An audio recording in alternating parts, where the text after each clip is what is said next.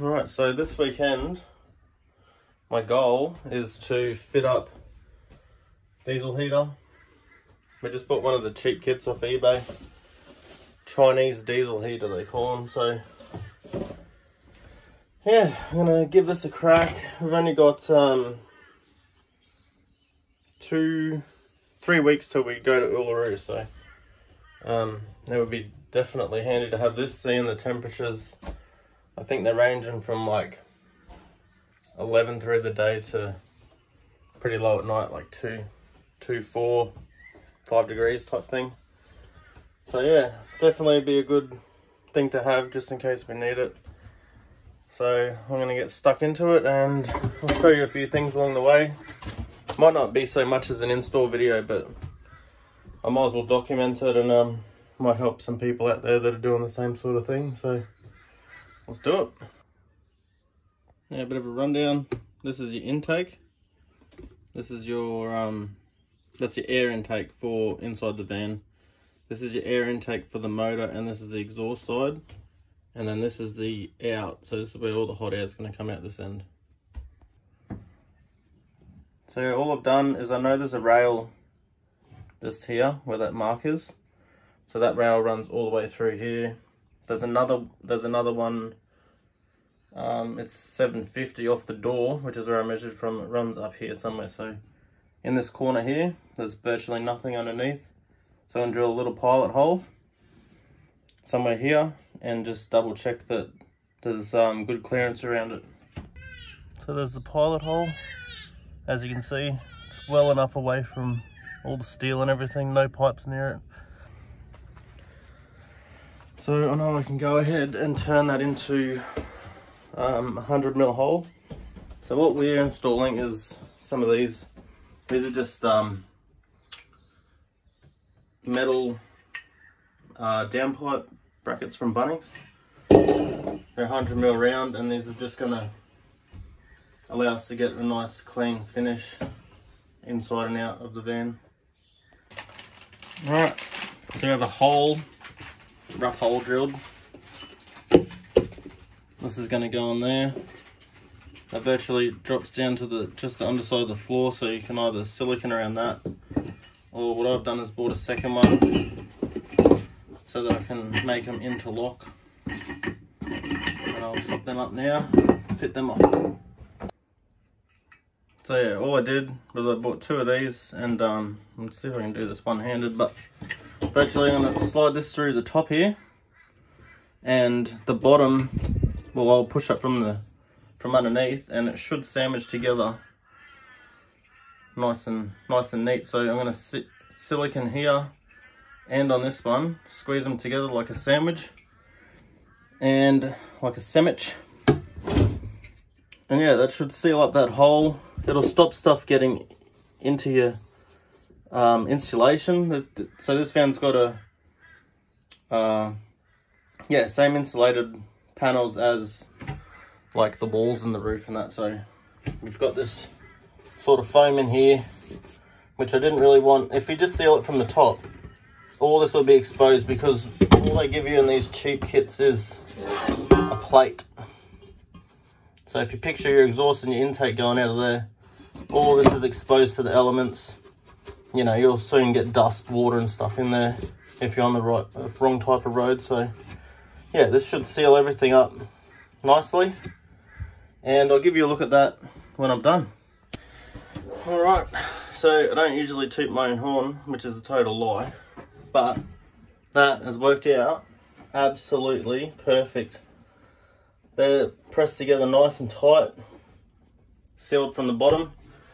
What I also did was I ran a Stanley knife around where the flange was sitting on the lino, and I cut that out. So this now sits flush with the floor, which means it's not going to interfere. Oh, hope you guys can see that then, but yeah, so I cut the lino out. That now sits flush with the lino, which means it's not going to interfere when we chuck this bad boy on there. The other thing is just got to drill. I don't know how this is going to work, but yeah, the fuel line will go through one of these holes, the exhaust and the air intake for the motor. And then it has a little groove here for the wire to sit in. So I'm hoping that sits sort of where it should without fouling on anything. So let's give it a crack. Actually, I think what we're going to do now is fit up. We might fit the plate up to this, mount the intake and the exhaust all while it's out, and easy access. And yeah, we'll do it that way. I think it'll work out a lot better. So let's have a look at what we're dealing with here. A little bit of silicone on there, that's alright. So this can only go on here. Excuse me. This can only go on here one way. And we'll fix that all down. So I opted to move the wire just to the side of the machine here. We fitted up the plate, a couple of 10mm nuts. Fitted up the exhaust and the intake just so we don't have to do it up in this hole here. And I'm just going to feed these through to the bottom and we'll fix off the machine. Oh yeah, looking pretty tidy so far. Sadie? In the box.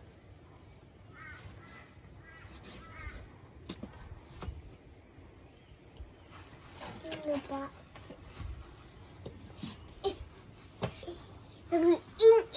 It's always good to have an extra set of hands to help you do this stuff. Hey? What hands? Bloody coffees, mate. There we go. Everything's got good clearance. Bada bam. I'm upside down at the moment. But yeah, these wires I'll run to. Our batteries are just up in here. I'll run them straight to that. Positive and negative, I'll run to them. The intake will get mounted probably, I don't know, somewhere where it's neat, I guess. Maybe along this floor here somewhere. And the exhaust, this is the side we stay on. Oh, what do you call it? Bloody annex side. So the exhaust will get directed over that other side somewhere. And yeah, should be getting close to turning this thing on. Alright. So I'll just cut a couple of holes in there for the vents to go through, and we're just gonna fit them up now. We're gonna mount the hand controller up here on the wall, just run it up over the bed there. I'm gonna put a couple of ties on it just because it actually fits up under this high part, and to make up a bracket for the diesel tank, mainly because a lot of people fix it to the back of the van. I just don't want such a permanent thing on there. Alright guys, we're officially done. So basically underneath I ran the power cables to this side where we had the old batteries. And yeah, positive, negative. Hooked up the fuel pump, which is part of the wiring off the unit inside. Ran the fuel lines from the little dropper that is underneath the motor. Just I'll flick you around. So yeah, basically I just followed all the standard wiring and stuff and just looped it in the little holders. There's a fuel filter here. Runs up under there, up this side into the tank. I did have to make myself a little bracket here because I didn't want to fix it to the van itself. So it gives us a little gap there. And yeah, this is my bracket. Pretty simple. It's only holding 10 kilos, so that's very over engineered, but Might be a bit of an idea for some of you guys that are questioning how to fit the tank off without screwing into your van. And if we come down this way, I'm just trying to work out my controls and stuff. But basically, this is the little unit it gives you, which we're going to mount up on the sidewall up there. But yeah, here's the install. It's all neat and tidy. That's the outlet. Inlet's on this side of the bed.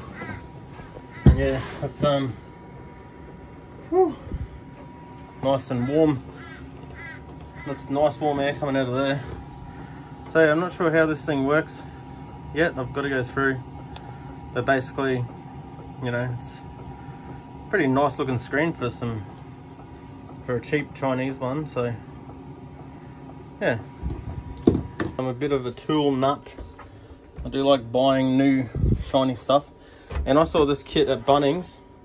I've been looking for a little kit for the caravan and car for when we're just traveling.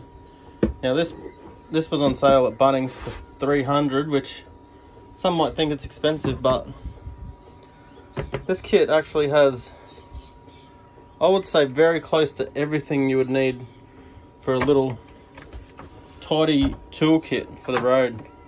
It's got all your spanners. Most of the sizes are exactly what you need. It's missing like a 9, I think, but you don't often use a 9 anyway. It's got a couple of different sets of pliers in there. You know, fair few different tools there, and obviously the screwdriver that you would use for that.